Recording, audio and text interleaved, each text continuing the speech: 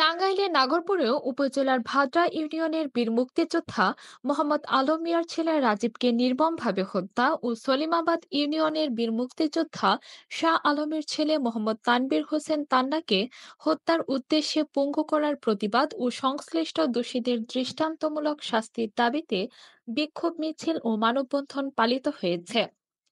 আজ দুপুরে উপজেলার সদর তিন রাস্তার সামনে বীর মুক্তিযোদ্ধা ও বীর মুক্তিযোদ্ধা পরিবারের আয়োজনে ঘণ্টাব্যাপী বিক্ষোভ মিছিল ও মানববন্ধন পালন করে নিহত ও আহতের পরিবার। নিহতের পরিবার বলেন, যারা রাজীবকে হত্যা ও তানভীরকে আহত করেছে তাদের অতি দ্রুত গ্রেফতার করে আইনের আওতায় এনে বিচারের জোর দাবি জানাচ্ছি। এ সময় বক্তব্য রাখেন উপজেলা বীর মুক্তিযোদ্ধা ও সাবেক কমান্ডার সোজায়েত হোসেন সহ বীর মুক্তিযোদ্ধা ও নিহত ও আহতের পরিবার এবং এলাকাবাসী।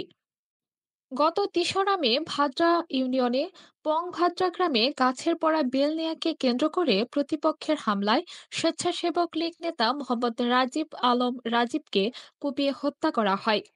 ২রা মে সলিমাবাদ ইউনিয়নের বীর মুক্তিযোদ্ধা শাহ আলমের ছেলে মোহাম্মদ তানভীর হোসেন তান্না কিশোর গ্যাংয়ের হামলায় গুরুতর আহত হয়।